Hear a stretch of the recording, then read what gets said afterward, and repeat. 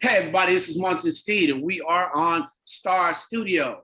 So Lande and Reggie represent some of the best instructional, resourceful, brilliant Black film dedicated organization on the planet. They're the best. So if you are interested in thinking about film, if you're wanting to get instruction, if you want to be able to lean into an organization, it's going to be here and be there for you. This is the place. Lande, can you kind of share with us name, title, organization, and how you came up with this brilliant idea with my man Reggie? I'd appreciate it. Sure. So, hi, my name is Lande Woosuf. I'm one of two co-founders of Black Film Space, the other being Reggie Williams, who's also on this call. Our organization, Black Film Space, is a nonprofit organization that supports content creators of African descent. Our goal is to provide skill enhancing opportunities, whether it's through workshops, panels, grant opportunities, being a part of an industry-wide database. We do screenwriting challenges. We do like power hours where people get to kind of work on their projects. We do a plethora of events and programming that allow Black content creators to have takeaways every time they attend an event or engage with our organization in general. And we're really, really passionate about that because we don't want to be an organization that just delivers fluff to our community. We want people to feel like, oh, okay, I learned something at a Black Film Space event and I'm going to use it the next time I'm on set or the next time I'm pitching my project or networking with like a decision maker in the industry. We want Black content creators to be more competitive in how they present themselves and their work in this business because it is a competitive industry. And then in terms of how we met, so I was working full time and then Reggie was also working as well. We both were like contract employees working freelance, but we wanted to get more into the film space and we realized like there wasn't much diversity. So we were like, why don't we find a way to collaborate on bringing Black people in film together? And then it was initially supposed to be a brunch, but it turned into a happy hour and like a lot of people showed up. And then we did like this reading of a script. Then we had like a director come in and do like a really intimate talk with some of our friends.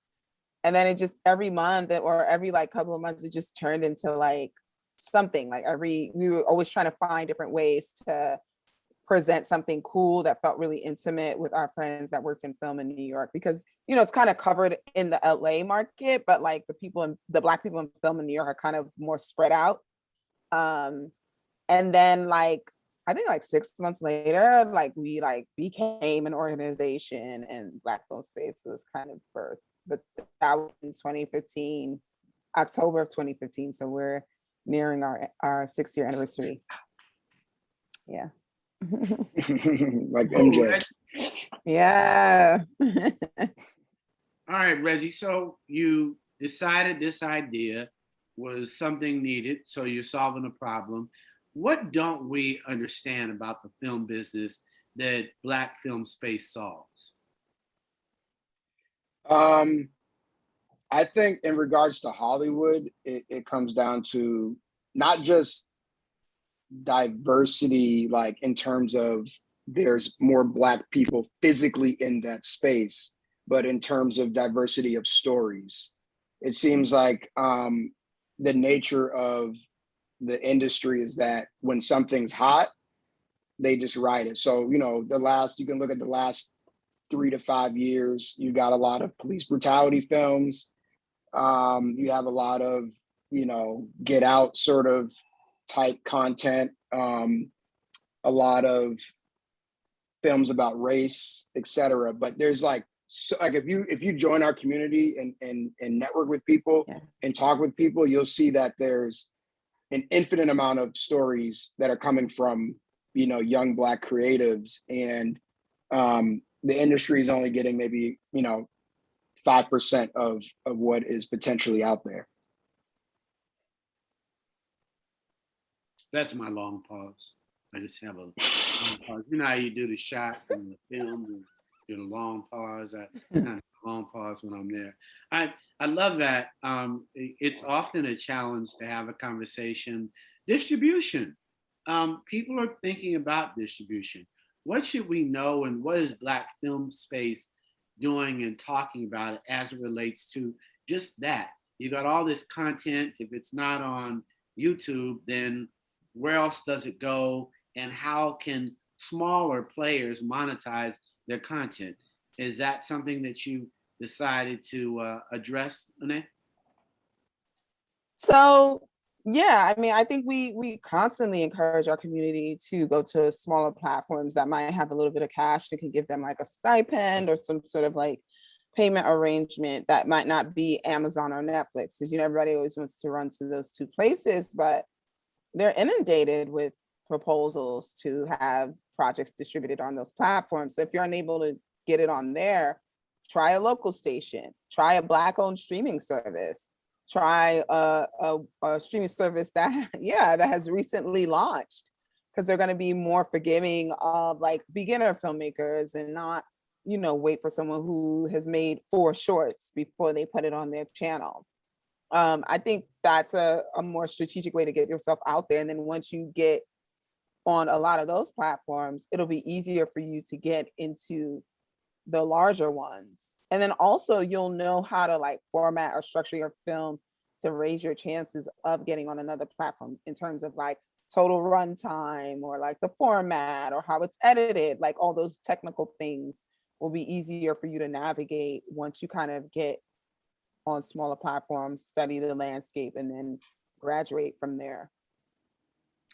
Reggie, when you think of the word script and the role that a script plays in filmmaking, what do you want people to know when you put on a script writing symposium? What's the takeaway and why should they attend?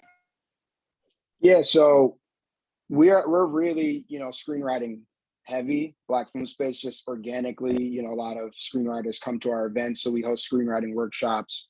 That's like one of our signature events. And the script is really like the foundation of a house. You know what I mean? Without a script, you don't really have a story. You don't have a movie or a TV show. And if you look at in my opinion, a lot of the films that come out nowadays, like I watch them. I mean, obviously there's great films, but a lot of times I feel like the cinematography is amazing, the acting is amazing, and then I'm like, the script is kind of like, the story's not that interesting, or it's just, there's a lot of holes in it. So if you come to our screenwriting workshop, we're going to ask very simple questions. Who's the protagonist? What's their goal? What's their obstacle? How is the character development playing out? How is the story moving along, etc. The key thing really is the protagonist, what they want, and what's the obstacle in the way. A lot of people that bring their scripts in, like that's one of the reoccurring challenges is coming up with what the character wants and what's in their way. Can you expand on what he's saying?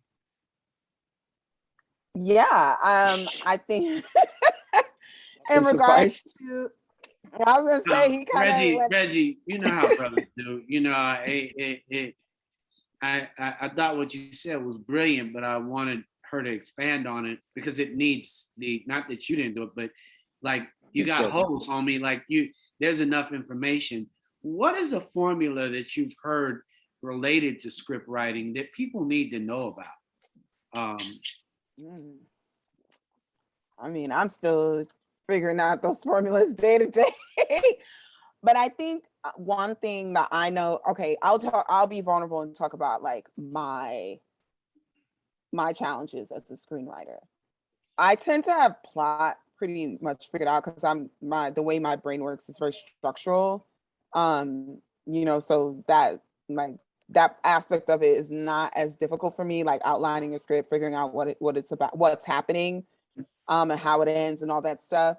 But the emotional aspects of the characters, the motivation for the characters, like I am constantly having to rework and tweak that all the time. So I feel like a lot of times when you're writing a script and there's things that are not coming through, sometimes it's some of the things that you're struggling with internally and you're just projecting it onto the script. So I started to realize like, well, I, struggle with vulnerability from time to time. So maybe that's why these characters and their struggles of vulnerability aren't coming through on the page. So you have to sit with yourself, right? And think about, why did I make this character the way that I made the character? What am I trying to say? Is it a part aspect of myself or someone that I know? How have I emotionally responded to these things in these scenarios? And then find a way to like write around that. So sometimes that's kind of what's missing. Because maybe somebody's following a trend, like Reggie was saying, or like somebody might say, oh, the script's too long, shorten it. Or, maybe people are partial to one character, so then the other characters are not as fully developed. So yeah, I just think making sure that you know why your characters do what they do. And then also making sure that everyone that's a part of the story is necessary. One thing too, for like filmmakers that are starting out, we got a lot of elaborate ideas, but if you're trying to make your first feature film, you're probably not going to have a lot of money. So you also got to think about that too, right? Like, what can you make that's within like a reasonable budget, that is not going to be a lot of money, that you're going to have to shoot in 10 days with some friends? What's attainable? So that's another thing too. And that's when characterization will really be useful there, because it won't be about like the lighting or the explosions or the big fields or the things that cost millions of dollars. It's going to be about those intimate scenes between characters. Yeah, so I think that's Reggie, what I would say. Hi.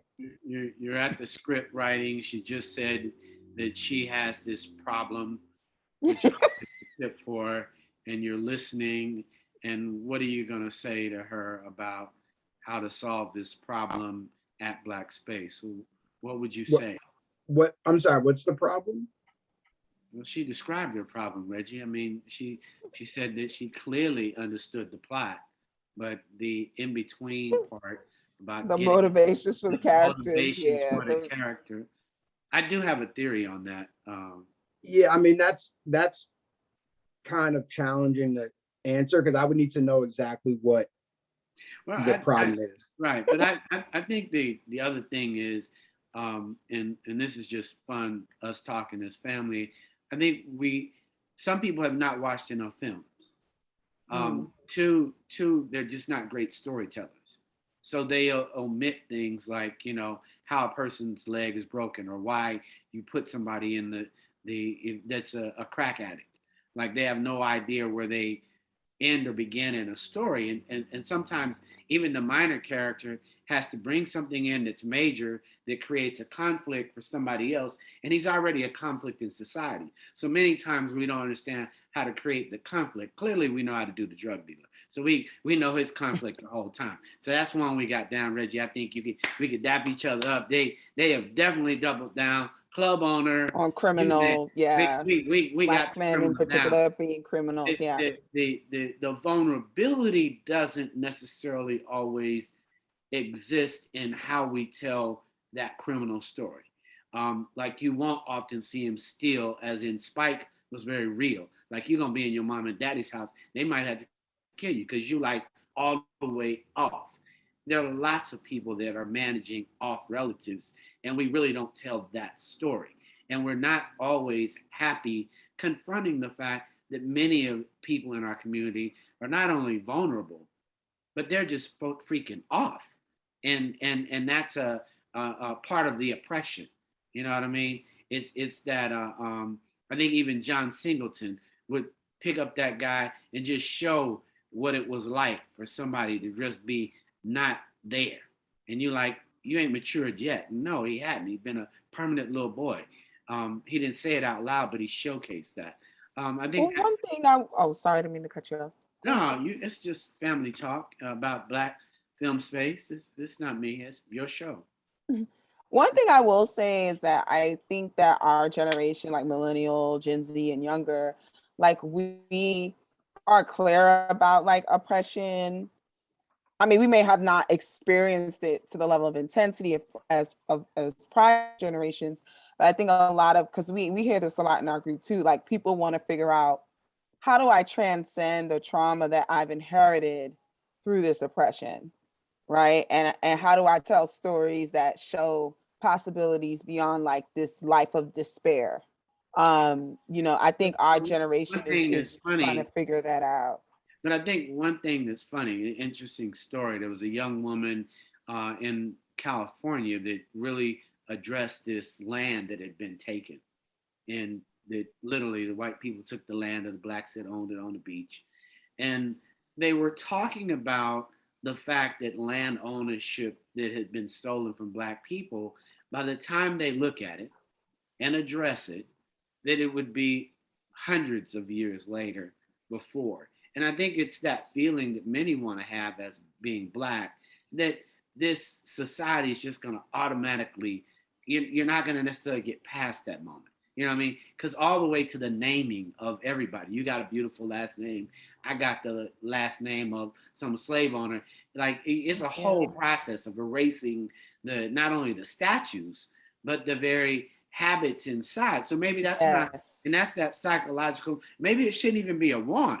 Like why are you wanting something that literally you've got to let them know that they're doing in a way that it's not easy to erase. Like you can't eradicate that. That isn't like reparations won't just do that. Like, no, it's not going to make me feel it. It will take you, it took me 400. You should Centuries. serve the same amount of time. Let's be very honest. And I think that that's kind of the absence of denial that everybody kind of came out with George Floyd.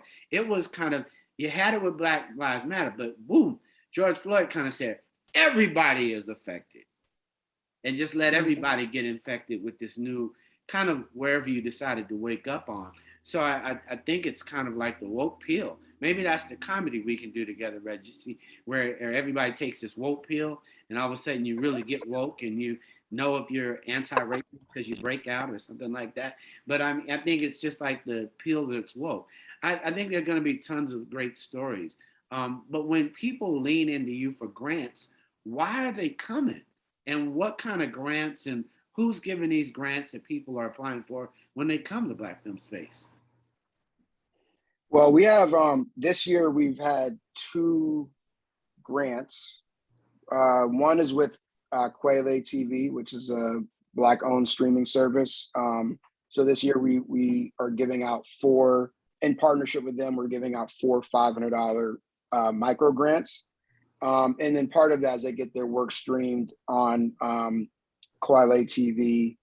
And then the other one is with Nice Shoes, which is a post-production company. And they're basically, whoever wins that grant gets 20 hours of color grading services for their short project. So in regards to, why people would come to us is, filmmakers, emerging filmmakers, I mean, at all levels, need support, need funds.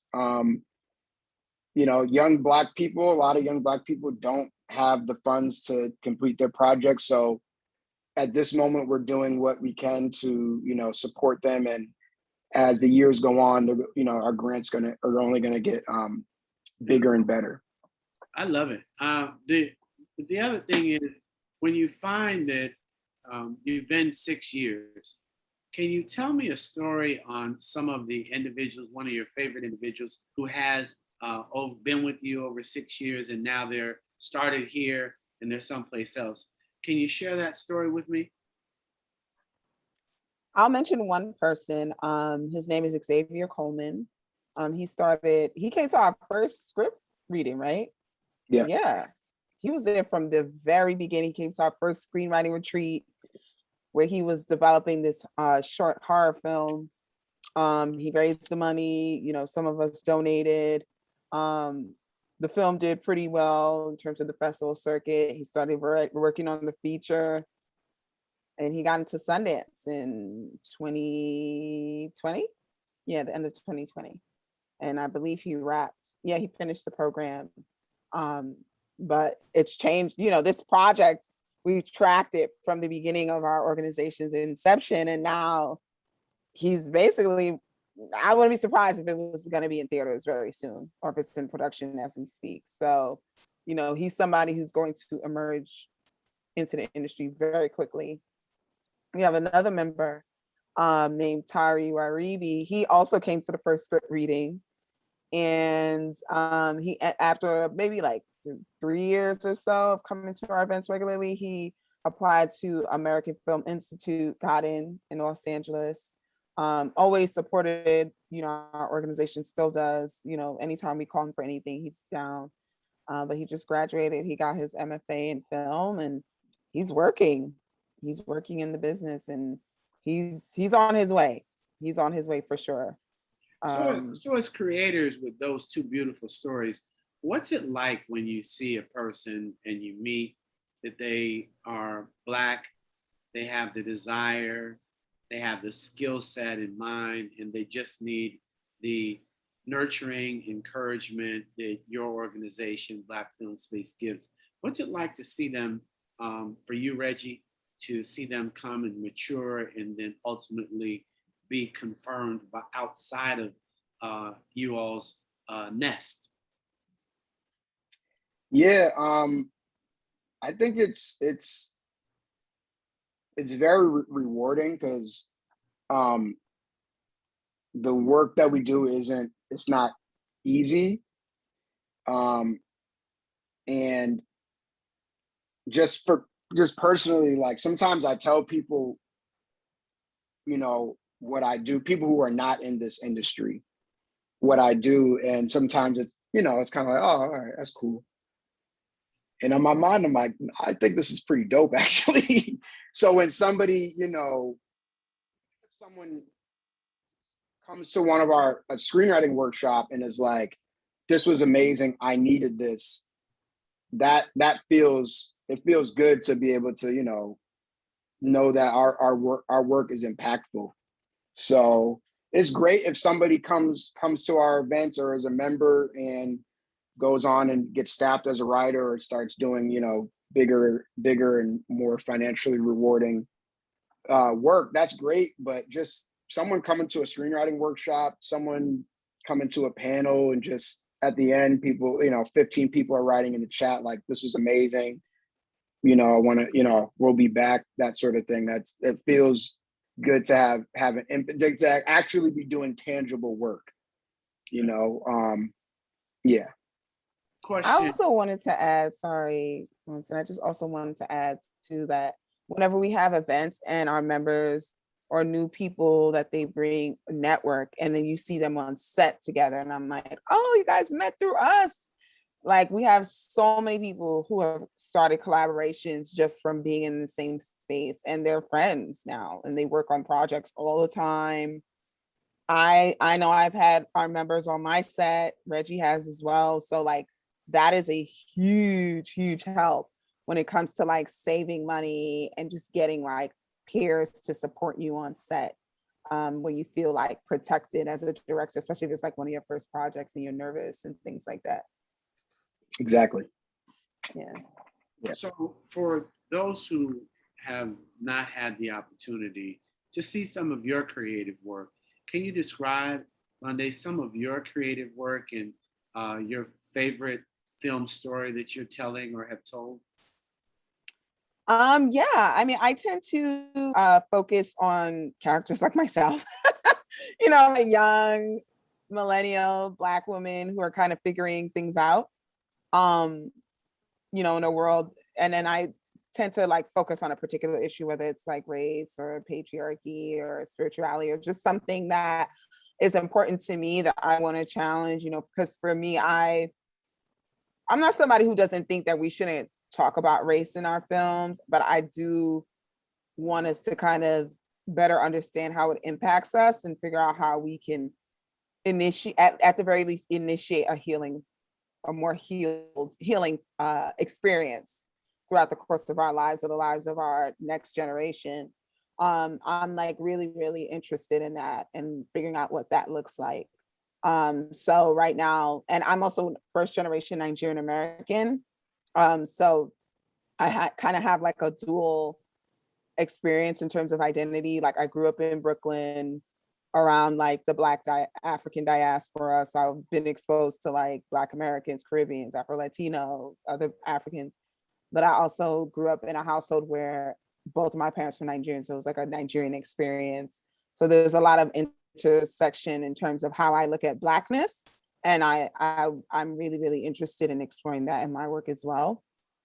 So that other like first generation people can kind of figure things out. And then also for the diaspora to kind of better understand what is motivating us psychologically and emotionally and things like that.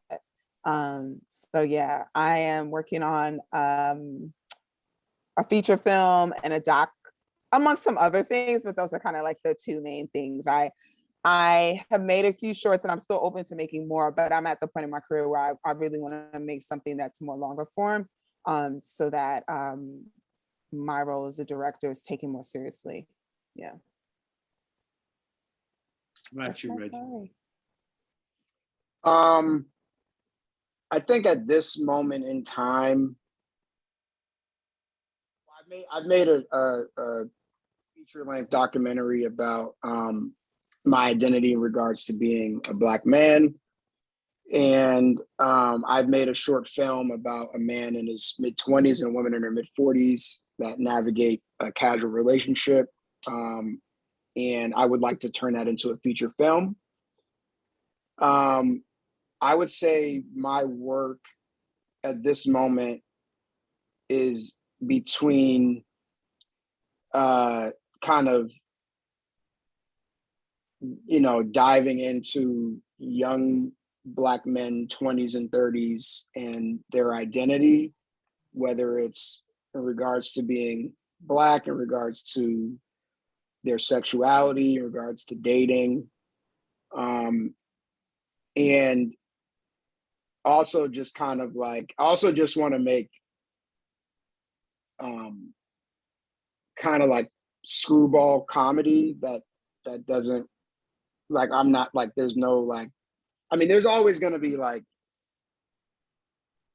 social commentary, and when you make art, like, it's, you can't really escape that. But like, I'm not going into it being like, all right, this is what I'm going to do. It's just kind of like, I just observe and make fun of myself or make fun of other people, and just as many jokes as possible, and just being as raw and authentic as possible. So I just shot a web series, just wrapped like a week ago, and it's about 5 roommates in their 30s who struggle to level up, and it's edgy, it's satirical.